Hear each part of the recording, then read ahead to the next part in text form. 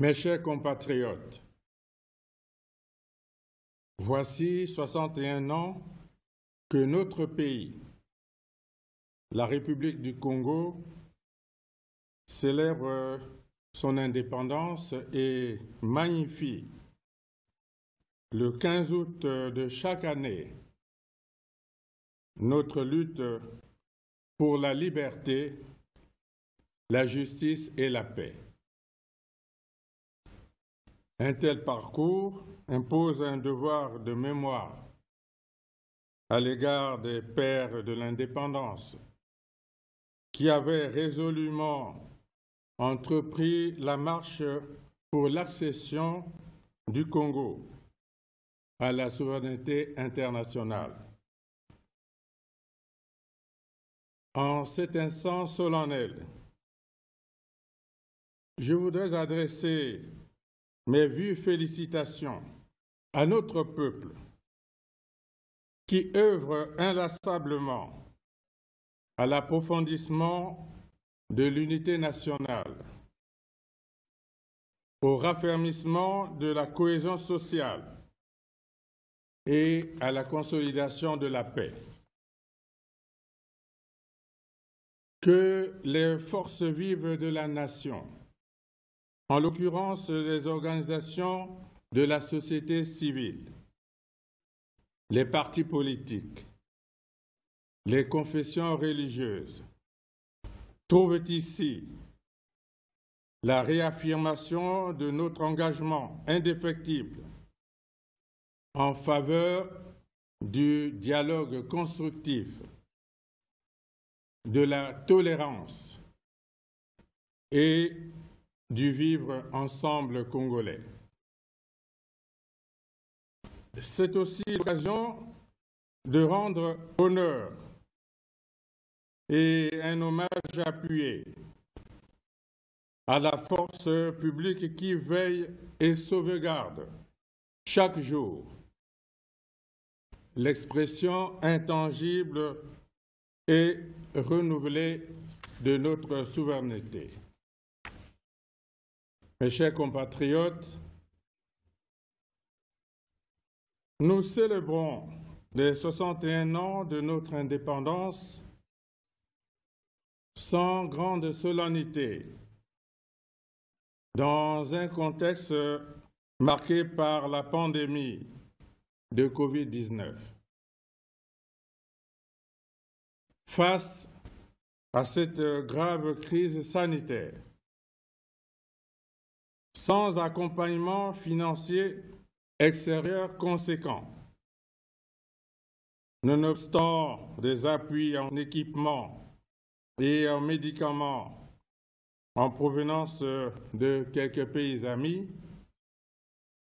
notre peuple fait preuve de résilience remarquable. Ce sursaut national constitue, jusqu'à ce jour, un véritable rempart pour nos populations contre ce péril extrêmement meurtrier. Au plan mondial, la vaccination contre le coronavirus constitue désormais la pierre angulaire de la riposte à la pandémie. Notre pays ne peut se placer en marge de cette dynamique planétaire. Dans cette optique, il importe d'imprimer une impulsion plus forte aux campagnes de sensibilisation en vue d'une adhésion plus massive de nos populations à la vaccination anti-Covid-19. Il nous faut parvenir à l'immunité collective, seule voie de salut à l'heure actuelle devant le coronavirus, tout en persévérant dans l'observation stricte des mesures de prévention, notamment dans les villes de Brazzaville et Pointe-Noire, épicentre de ce fléau dans notre pays. Mes chers compatriotes, à la dimension de l'être humain, 61 ans renvoie souvent à l'accomplissement de soi. En fait, au début du troisième âge. Devant l'éternité du temps, 61 ans ne sont en réalité qu'une goutte d'eau dans l'immensité océane. 61 ans après son accession à l'indépendance, le Congo assume désormais l'étape de la construction de l'État, de l'affirmation de la nation et de la modernisation de notre pays. Au regard de ce contexte national en rapide mutation, je convie l'ensemble de notre peuple à une réelle introspection pour projeter les paliers de nos avancées futures sur le chemin du développement. À ce propos,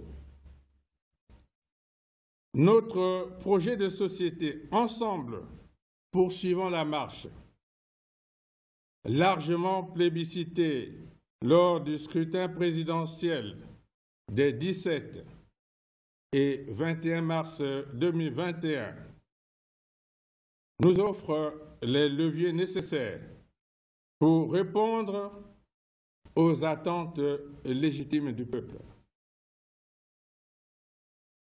Le décor est à présent planté en vue de la concrétisation de nos ambitions pour le Congo. Le collectif budgétaire récemment adopté par le Parlement participe de notre volonté d'ajuster et harmoniser nos priorités de développement avec les financements disponibles.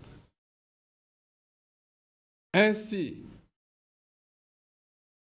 au regard des atouts de notre pays, tels la grande disponibilité en terres arables, la pluviométrie abondante, la densité et la régularité du réseau hydrographique, la main-d'œuvre jeune et suffisante, l'agriculture, au sens large, devrait emporter la conviction de notre peuple comme vecteur structurant de la diversification de l'économie nationale. pour un secteur agricole performant. Un changement de paradigme qui consacre l'évolution effective de l'état d'esprit et des mentalités au sein des populations s'avère nécessaire, notamment au niveau de la jeunesse. En effet, les options prises et les efforts déployés pour parvenir à un secteur agricole au diapason des objectifs visés, notamment en termes d'autosuffisance alimentaire, ont été souvent entravés par le peu d'intérêt des populations vis-à-vis de l'agriculture. Au Congo, sous l'ère coloniale ou même après l'indépendance, l'agriculture était toujours reléguée en arrière-plan. Les travaux agricoles n'attiraient guère les jeunes qui se passionnaient plutôt pour les emplois de bureau, de préférence dans les rangs de la fonction publique, au point de contribuer de manière continue à l'amplification de la dépendance alimentaire de notre pays. C'est pourquoi, face à ce travers de l'histoire, j'en appelle à un changement de mentalité en vue de la mobilisation de notre population, particulièrement de la jeunesse, pour un engagement irréversible dans la voie d'une véritable révolution agricole au service du développement économique et social de notre pays. Dans cet ordre, le Plan national de développement 2022-2026 concentrera des ressources d'investissement au financement des projets qui concourent à la diversification économique. Il s'agit prioritairement de l'agriculture, de l'industrie, des nouvelles technologies de la communication, des zones économiques spéciales, du tourisme, de l'entretien routier. Mes chers compatriotes, l'espoir est donc permis. Le Congo enregistre actuellement un redressement progressif de son secteur hors pétrole. Le niveau de récession économique, estimé à environ moins 5% en 2020, s'établira autour de moins 1% à la fin de cette année. Notre pays poursuit sa marche en faisant face avec détermination aux défis de son développement. Pourtant, notre action ne pourra prospérer et atteindre les objectifs visés que dans la paix, le dialogue et le travail bien fait. Le Congo, notre patrimoine commun, ne sera en définitive que le résultat de notre engagement collectif dans l'édification de notre nation. Bonne fête de l'indépendance à tous. Vive la République, vive le Congo.